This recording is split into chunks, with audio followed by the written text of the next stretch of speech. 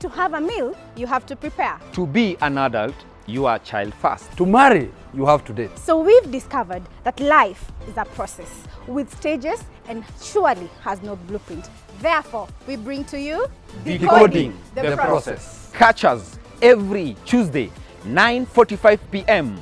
Only on Wema TV, the voice of hope. See you there.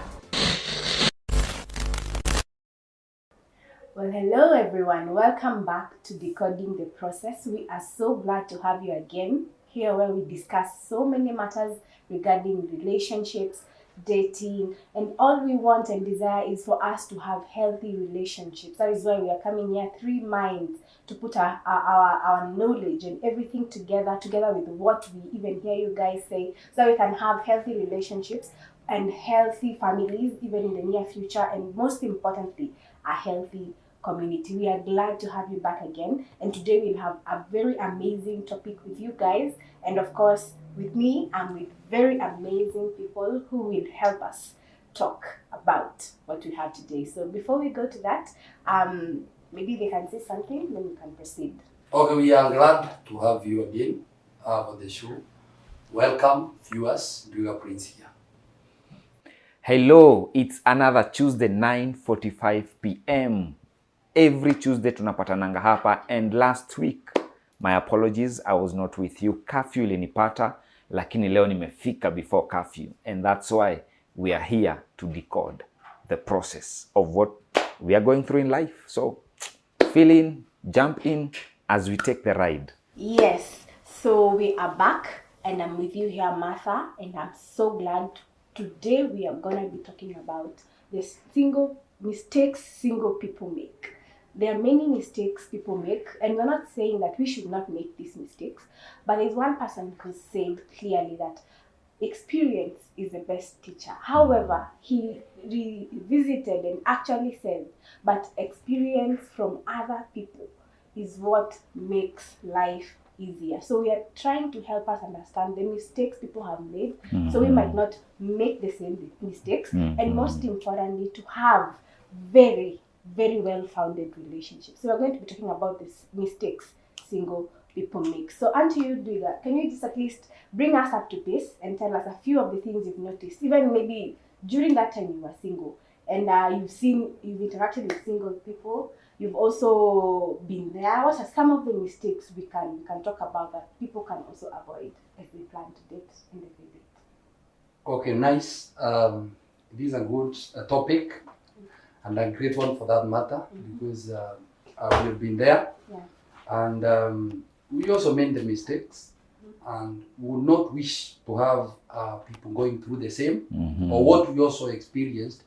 It is important that we get people learn from us, and we have also identified some other things or other people that have also gone through the same and made mistakes. And what is more important is that after these mistakes have been made, that the people that are going to come after us, they are not going to commit so many mistakes on the same. They're not going to move out so much. They're not going to fail, because you have seen the same mistakes are making people even suffer so much in relationships, and even terminate some of the relationships. They don't get into marriage.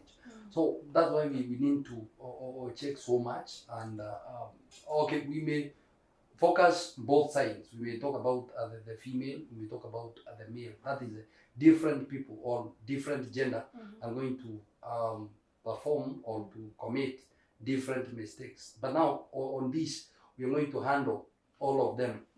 Yeah. Yes. So Edwin. Yes. Happy. Thank you.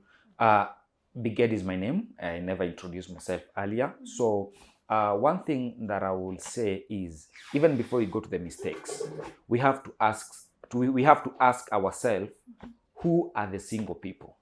Who are we referring to? Who are we talking about? And from my own maybe understanding or explanation about a single person, is a person or rather people who are not in a committed relationship or in a civil union. Basically, you are not married, you are not in a committed relationship, but you aspire to be in a relationship that will lead into union or even marriage. So basically, those are the people that we are talking about. People who are not married, those who are not, there are different types of marriage. There's come, we stay, you stay there, you get married, and all that. We are not talking about those people. We are talking people who are still single. They are dicotyledon or monocotyledon, whichever it is. Mono, di is two. They are still in mono. So basically, that is what we are going to talk about. And maybe one mistake that single people do, or rather I did while I was still in that particular phase or that particular position of life, is I never lived the single life as it's supposed to be lived. I always anticipated, or I was anxious to be into a relationship or to be even into marriage. So all the energy or focus that a single person does, which is a mistake, is you direct your energy to maybe into marriage, into a relationship. Then you forget that, you know what, I need to enjoy my space. I need to enjoy my time alone. I need to go out by myself, invest in me, take care of me, date myself, understand myself better, so that when I dive into a relationship, they are going to understand me. Because when I know who I am, I will not be changed when I get into a relationship. Unaona? So nikistick na hizo morals zangu zenye nime adapt nikiwa single, at least they will make me move to the next phase of life. It's just like how we used to do in our primary levels back in the 90s. Ulikuwa na graduate kwenda class 2 wakati umepita mtihani ya that term. When you don't get to a particular pass mark, you are going to repeat. And I'm telling you, there are very many people who should be repeating single life, but they are still in marriage. Why? Because of the current season whereby watu wanasema like age is the limiting factor. Like you have age, now you need to get into the next level. But you forget you are not yet mature into that level. You are still single. Ndio maana unapata mtu ukiingia into that other life, ama into the other stage, ama into marriage life and all that, they want some space. They want some time alone. Why? That time alone that you want, then it should have been utilized when you are single. So when you take care of that void and that emptiness, I want someone who is going to fill me. I want someone who is going to come cook for me. I want someone who is going to wash for me. I want someone you can still do that when you're still single. So invest in your singleness. And when you invest in your singleness, hallelujah. And I think to add on that, Where? that's very, very good thing you're bringing on board. Yes. I think, first of all, as long as you're not married, you're still single. Yes. You're just trying to say you haven't a committed relationship. And yes, you may be in courtship, but until that day you have it's official, and you know now that the two of you, you're in a formal arrangement, then you cease to be single. But again, one thing we fail to understand is that even relationships and marriage, they are not founded in two people or families. Yes. They are founded on a single human person. That is why when God created Adam and Eve, he created Adam only. Yes. Meaning he was to start the world and his mission with a single human being. And from him, that is when Eve was taken from. Yes. So God understood the fact that life starts and it has its own stages, and him being on earth as a single human being and being the founder of all relationships, that was the process for Adam to come in first, and Eve was even taken out of him. So it's not two people coming together that is the foundation, it's that one person. And so we're insisting that during that period, focus on the stage you're in at that particular moment. Yes. Because it is a stage that has its own benefits, and you will get into marriage and realize you will even miss it. Because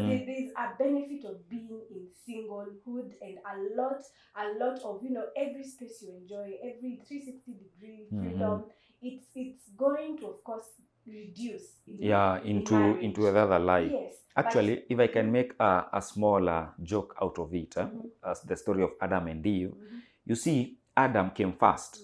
And when Adam came, God told him to do all what he could have done. And then Eve came later when everything was done. So imagine if Adam and Eve were created the same day. If Eve came maybe tuseme alikaa wiki moja, because atuambiangu alikaa wiki ngapi in the Bible. The next verse that presides after that ilisema and Eve ate the fruit. So wewe imagine kama wangewekwa pamoja, wanyama wangemenshoniwa, sijui huko maji ingefanywa nini. Could the man have done what he could have done when he was... Yes, naona. So that's why it's very important to do some things when you are still single. When you invest, when you take yourself to school, when you do what needs to be done, trust me, when the other person comes, hata kucorrupt. Now, you know. there is a big, okay, on the same, on what you're saying, there is something that I've noted that most of the things that are total relationships, total marriage, total people are total dating, they usually start when you are about to get married. Okay? So there is nobody that tells the young people, there is nobody that tells the singles how they should treat themselves. Yes. So hii mambo ya kujitreat haiko Hajui. when you're about to get married, that's when you're being told now, Yes. this is how you should treat your wife. Yes. Na mimi pia mimi treat hapo nyuma. Exactly. So we don't have the young people still well informed of how they should treat themselves. Yes. Of how they should carry themselves in that time of they singlehood. Should enjoy. Yes. Secondly, a number of them are very busy. They are in school. So when you can graduate, that's when I'm going to get married. So after graduation, even you have not made enough money, probably to treat yourself. Yes, even had time for yourself. Ujirushe huko Seychelles. Seychelles. So you find that there is, number one, there is no they have no information. Yes. They have no information about treating yourself. You don't know what you should do to yourself that you'll miss when you get married. Yes. So unapata mtu ameolewa ama ameoa, wakati ameoa ndio anagundua na kuna vitu hapa ningefanya kivyangu. Exactly. I would have taken something on me. I would have done something on myself. Yes. So I think the young people also need to be to know that it is important to do some of these things. Invest on yourself. That is why people actually demand a lot of treatment from the other partner. Yes. Because expectations. They hadn't even enjoyed it.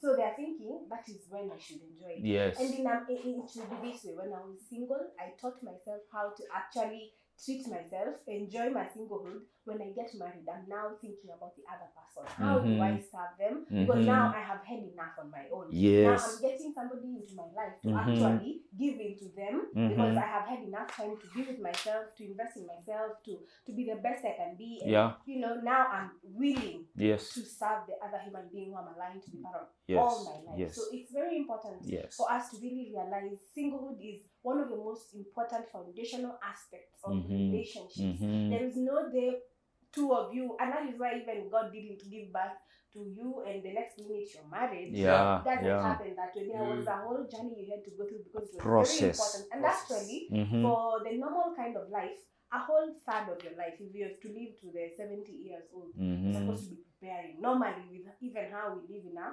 normal culture, because of education and everything, before you get to that point, all that time, God understood why you needed time to really be alone. So singlehood is very important. Let us all understand that as long as you're single, take it to the uttermost of your strength. Do the best you can to yourself and to improve. You really want to enjoy a life-giving relationship in the near future.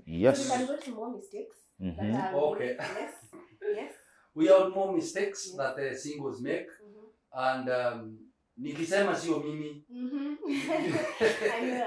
We've made some others. Some we have had, and it's good to bring them on air so that we can advise our brothers and sisters out there. So I would wish to say that one of them is unrealistic expectations.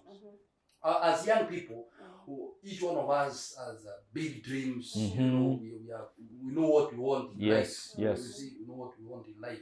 And in most cases, as young people, we have not been able to achieve what we want. So we always expect it from the other party. So we have very young people, and especially now, and even most of a big percentage of young people, why they are married, is because of unrealistic expectations. Somebody has, unasema, I cannot date somebody who is driving a Pronto. I cannot date somebody who does not have a house. Mm-hmm. I cannot date somebody without a master's degree. You see, very unrealistic expectations. Yeah. We have young people, singles, tumesema ni singles, who have very unrealistic expectations. Actually, what you need from the other person, you have not even achieved the half of it. And tunasema, if ask yourself, if you want a man that is driving, you want a man with a good house, you want a man that is, who has settled in life. That is someone's husband. Yes. People need to grow together. That is when people are getting married. People are getting married so that they can grow together. They can build each other. Because kama unakuja kuolewa na mtu akona kila kitu, wewe umeleta nini? Na umekuja kufanya nini? Exactly. As much as we're talking about this is a helper to help the man who in all aspects of life. Yes. Then after we talk about unrealistic expectations. Yes. I also talk about premarital sex. When people give into sex too early to people, huwa ninawaambia hivi. I think we have seen it and we will continue to say this. Yes. That mtu hawezi nunua ng'ombe kama anapata maziwa. Unaona? Kama unapata maziwa kwanza ile dairy fest. Yeah, dairy fest. You're actually getting fresh milk. You're getting fresh milk. Kwa nini ununue ng'ombe? Ya nini? So we have people that have been able, because sex is important in marriage and is sacred and it should be done. But people that are not married, when they engage in it, that's what we call it premarital sex. When people engage in fornication. Yes, that's a good term. Yeah. Fornication. When people engage in fornication, unapata mtu amepata maziwa, so ana haja ya kuwa na ng'ombe. Kwa nini ulipe ndawale nini? Alikuwa na mtu na hiki tunaweza pata. Unakuja aletake alafu anarudi kwao. Ndio hiyo sasa. Kama ule mtu wa maziwa analeta tu maziwa na analeta maziwa basi. Na hakuna haja ya kuwa na ng'ombe. Hitaji ng'ombe, si bora maziwa. Ng'ombe is very expensive. So sometimes giving into fornication is one of the mistakes that young people do. Wanajinyima ile. Na kwanza hiyo imekuwa too much actually. Yeah, it's too much. It's become like the norm of the society. And you see now the problem comes where you can get it from different people at different time. Okay, from that is people of different categories. Unaweza ipata na mtu mweupe, unaweza ipata na mtu mweusi, nono, so hauna haja ya kuweka mmoja kwa certain type kwa nyumba. Si ukunywa maziwa ya yoga, unakunywa yogo. Kesho unaendea yogo. That person will never, never find the reason. And actually, that one is a very great mistake, or actually it's the greatest of them. Because you see, the moment umekuja now to this other side, now you are married. Trust me, zile yogo, what, all size and brown and all those ladies that maybe, or men that maybe you slept with in your single life, they will always be in your mind. Hata ile unasemanga like you need to detox in a relationship, you will still have that like, I am not enjoying like I used to enjoy. Now because I am doing zero grazing, I am not enjoying like I used to enjoy. So, sasa utafanya uanze, you'll get in even out of your marriage. Why? Because how you used to live that life, you are not enjoying in your marriage the kind of sex or the kind of intimacy you used to get with different people. Because different people will come with different kind of intimacy. Now maybe the person you're married to hajui hizi vitu. Kwanza ako nje, au vitu na romance. Sasa ni kitu gani? Ni kitu gani? They just, so it will affect your marriage. And actually people are going to the extent of nowadays, even apart from just having sex and all those things, people are having permanent things like babies very quickly. And the other thing is moving in too early, because if I'm not married to me, why should I commit my whole life to a point of where my permanent residence becomes your place? Actually, the moment somebody starts enjoying, somebody starts enjoying something without commitment, the benefits of something they have not committed to, they don't perform the function they need to. And then you're there, you're cooking for that man, always washing for their clothes and all those things. My friend, they will still not call you wife material. They will still go for other women who are there, who actually respected themselves enough and to waited to wait, because the truth of the matter is this: even if this man even loved you, they could actually love you, At least but do if you expose something. yourself too much, they become, in marriage, that is one of the things that happens. Yes. You reach there and you realize there's another side of this person that is not too comfortable, but because you've committed to that person and there are weaknesses, you take it easy, and it's easy for you to even pardon them and begin to get used to understanding this human being. But the moment somebody is not committed to you, they have no option. If no one knows, you, only the two of you, or even if people know, as long as you're not married to me, I have the freedom to actually kick you out. Even if I loved you, but you expose yourself too much to the point where I am not, you lose your value, you lose your that wowness that somebody really wants to have before they get married to you. It goes, and the truth is, all of us don't have it. Until you get close enough to that person, then you realize there's so much that could keep you away from that person. Don't allow that extent until you have reached a certain level of... Actually, in relationships, I like saying it, do not be the salt of relationships. Be the mine, be the diamond, be the gold, be difficult to be found. Unajua chumvi tu inapatikana. Do not be locally available. Kwanza kilo moja ya chumvi inakuanga 60 bob. Kilo moja 60 bob.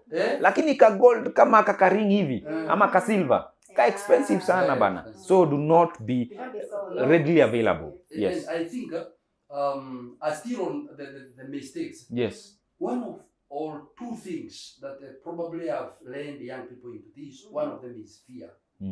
Of being left or something. Hii mambo ya kuachwa. Tulisema hii mambo ya nitapata mwingine wapi? Sasa nitapata mwingine wapi? Everybody knows I belong to this guy. Yeah. Everybody has been seeing me around him. So you decide to move in. So that's one of the things that has led young people into this. Then I still on fear.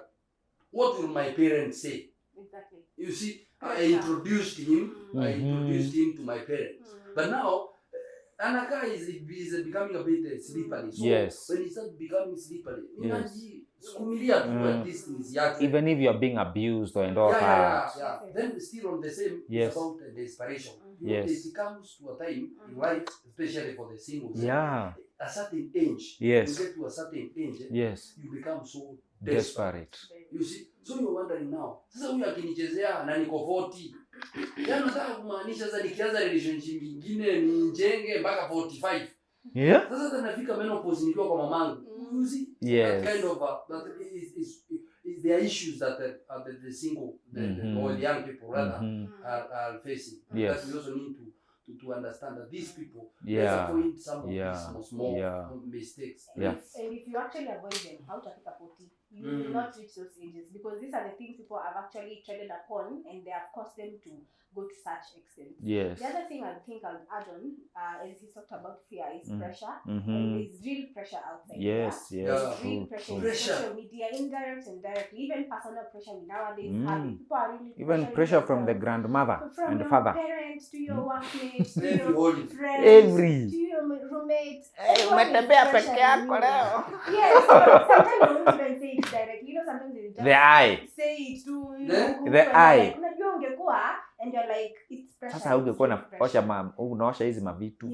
Kwa mwanaume unaambiwa kama ungekuwa umekuja na mtu ungekuwa unatoa mara za mbuzi. Like imagine, take charge of your life to a point where you're so confident of what and the stage you are in. Let people say whatever they want to say, but remember one thing, you're the one who decides.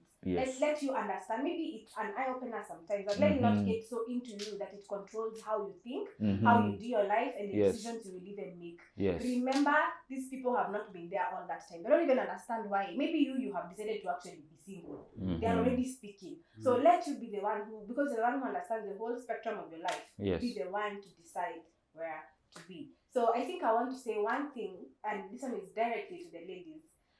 One of the major mistakes is believing or rather thinking that men love a certain type of women. I think people are falling into pressure, bleaching and having a certain kind of brown body skin size, because they feel like men actually love. Me, I was actually shocked when a man tells me I love dark skinned, ladies, and I don't even love, like, he sees light-skinned ladies and he's like, you know, and they don't even get into my Pass for me. skin any inch. There are people who have different tastes. There are those who love 1 GB, there are those who love 5 GB, there are those who love dark or light. Everyone has their taste. Just be confident with who you are, and most importantly, what I know moves a man is who you really are and the confidence about building yourself. So you work on yourself. That is what matters most. The rest of the things, God, and as they say, beauty lies in the eyes of the beholder. The one who loves exactly who you are will come your way. Yes. You are very right. You are very right. Especially as she said that beauty is in the eyes of the beholder. That is, just be yourself. Be yourself. Yeah. The issue of, you know, you're trying to do so much on yourself, you're trying to earn so much into yourself. Actually, at the end of the day, you will find that you are confusing now the person that was supposed to find you. Even yourself, you're confusing yourself. Yeah. Because when you see the things you do, that's why I'm saying invest in yourself. When I say invest in yourself, even what you are doing, you are investing. So 20 years down the line, what you did then, it's going to materialize. It's going to present itself. Kama ulikuwa mse wa kujipodoa makeup to the excess, at a later age, it's going to affect you. Because when you are a grandmother or great grandmother, you will not be doing makeup. How will your skin be? Me, I want a woman, or rather if I'm a man, I want a woman that is so natural that I'm going to work with in marriage as she is. You know, si ati mimi ninamuonanga hivi kwa nyumba, lakini akitoka huko nje watu wanamuona in a different way. You see the originality of something. Then the other thing I may say maybe to our brothers out there, those who are single, is they want everything on the plate. Not one or two young men wamekuja kuniuliza sasa, mtu akipanga harusi unapanganga aje? Kwanza unamuuliza the first thing, are you in a relationship? Hapana, nataka kwanza nijipange. You see, you want everything, you want the whole map. My friend, even me myself, I didn't have the whole map. I had a map that I wanted, but as I kept on digging and going deeper, there was an enclosure. There's the openness. I could see now things in different ways. Right now, the experience I have, I didn't used to have it when I was still single. Now I know a little bit better than I used to know. So mi kitu moja naambianga mse is one step at a time.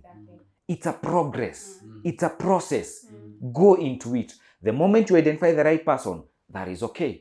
Take your time. Then don't make yourself too available. Then don't make yourself unavailable. In social gatherings, unapata vijana, maybe we are fellowshipping in a particular church. And the grace of the Lord, uko kwa mlango ushatoka. When will you be seen? You have to be visible to kuone. There's a difference between being visible and always available. You know, visible, you are positioning yourself. And available, uko tu nde. Uko tu, you know, and people can take advantage of that. So, make yourself available. Make yourself visible. Know the right kind of a woman or man you want to be. And you will always attract who you are. So don't wait everything to be on the same plate. Because the moment you get that lady or that guy, utajua huyu ni yeye. You know, huyu ni yeye. Si ukuja kuniuliza edu. Ule dem unamuonaje? Ule boy unamuonaje? You see, you have doubts in yourself. And if you feel there is some doubts or some flags that chup zinachipuka, do not ignore them. I think one of the major things is about being yourself is one, you attract the right person and the right people around you. The next thing is you also don't have, you know, whatever you use to get someone, you have to maintain that to actually keep that person. Because it's a whole lot of disappointment when I chose you because of one major thing for a lifetime. Then I realized I'm not going to actually get access to it. So it's good to be yourself because pretending will never last forever. Be yourself, be proud of it, and you will find a lot of fulfillment in that. So I think for me, I'll flip over to the other side. One, I think we've talked about so many mistakes, and as we go on to finishing, there is one major mistake for me I've also seen men make, and it is flashing valuables. As in, you know, showing off what you have, and all those things. Maybe it's pressure. People have made us believe that a man has to have something good for you to have a woman. But don't go and make it like it's what you use to make women come around you. One thing, you might get the wrong attention, and you realize you attracted the wrong person because they looked at what you flashed, and they didn't take time to actually look into the person who you are. Apart from you being a good person, you want somebody you can synchronize your lives together. That's why dating is important, because you take time to learn each other, to learn everyone's, strengths and weakness. And I also get to understand your heart. What do you want to achieve in this life? What is your vision? What is your dream? You want to really build yourself. So apart from you just getting the right person, do you understand this person's, spectrum of life, view of things? Can we think alike and all those things? And it takes time. So if you begin flashing valuables, you'll actually distract the mind to now analyzing the wrong things. And by the time you're getting into a serious relationship, there's no connection between the two of you, because you didn't actually take time to connect and to understand each other's mindsets, to understand each other's heart, and how we can be able to emotionally connect in the needs you have that I need to meet. So men, we don't deny the fact that we need you to have all these things. And even women, we need you to also be prepared as much as you can with these things. But present yourself more than anything else on the table. Okay. Wow. That is very true. That is very true. So it's very, very important. But one thing I can say about flashing and all that, not all men do that. Mwanaume anajitambua, mwanaume anajijua, anajinau. Ukijinao vizuri, hizo vitu huwezi fanya. Actually, you simplify yourself so that you can get the right person. Because ukienda na mahindi kwa kuku, hata uko na mahindi, umeshika kwa mkono, kuku hazina shughuli, ziko tu zinafanya shughuli zao, lakini tupa mahindi moja ama mahindi 5 hapo, zote zinakuja. So you see, what you have at times, just hold it. It's a treasure. Value it first. Then when the right moment comes, pap, vitu zinakuwa sawa. Basically I can utapata vitu kwa alafu semange anga kila mtu ni all men are like not all men. Yes, thank you. So I think as we conclude, we can have our last words and a general conclusion on probably something you can add on. Yes. And then we can have it over. Okay, we can talk about this topic. We have so much on it. But as we wind up, I wish to say that let the young people stop focusing so much on the wedding instead of the marriage. Yes. That is, marriage is more important than the wedding. Wedding is just an event. Single day. Is a single day event that most of the young people focus on. They will put all their energy on that. Yes. They will put everything they have on that, and you find that they have no time to plan their marriage. Yes. So I would request that the young people, if you are getting into a relationship, focus more on marriage and not on the wedding. Wow, and also myself, yes, I feel there's so much to that, and these are just basic few things that will help you understand what is most important. And what we're just trying to say is this, that there's so much to do in your singlehood that you will forget you need even a person in your life, and that person will come when the right time comes. So let's understand the importance of building yourself when the time is right. We rush nowadays. People even in high school, you are rushing into relationships. 17-year-olds, you hear them, they're dating even 35-year-olds. Please take time. Take time to build yourself. Take time to build yourself. That will be very helpful in even the relationship you come. It will be very helpful. So my advice would be, understand that singlehood is a gift in its own. It's a package for you to unravel. It's something for you to focus on, and to really understand the gift you have can be developed to become a package for somebody else to even enjoy when the right time comes. Over to Ed for good. You can hear the power of a lady and the power of a woman in that way. The singleness or singlehood is a gift. That's my takeaway home. Basically, as well, I can say the same, that this is a vast topic and this is a wide topic. One thing that I can say to the young people and the single people out there is expose when you're in a relationship or when you feel like you are getting into a relationship. Meet people. Meet people. Talk to people. Because people know that person. You know, if you keep it, you want to keep it a secret, you know, you're going to surprise yourself. So when you're in a relationship or you feel that this is the right guy or the right lady for you, expose her to real, not to everyone, but to a particular set of people that you trust. That when they give you a counsel of advice, you can take it to the bank. You know, again, have mentors. Single people out there, have mentors. Be accountable to someone. How are you spending your day? How are you spending your time with maybe the opposite sex? You know, that is a very key thing, because the moment you sleep in that area, you're going to fall. You know, we may say the righteous fall 7 times and they will still stand, but there's no need to fall where we know you could have avoided the fall. You know, the other thing I can say is there's a lot to be discussed, and we cannot conclude this topic, but allow us to end it at this particular juncture. And this has been a wonderful discussion, a wonderful topic, and I'm loving it. We would like to hear your opinions. We would like to hear your comments and reviews on the same. Where you think we have not tackled, kindly slide a comment on our chat inbox. We are going to reply to you. You can reach to us, and if you want a one-on-one talk or conversation, you can always inbox us or send your number to us on both on our social media handles, Wema Online TV. You can go to the Facebook page and leave your phone number there and say you want to talk to the Decoders. We are the Decoders. Till we meet next Tuesday, 9:45, same time, same place. Keep safe, sanitize, wear your mask, and watch Time for Curfew. From us, bye-bye. Till we meet again.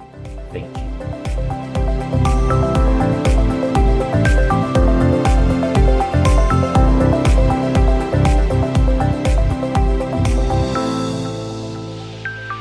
Wema TV, the voice of hope.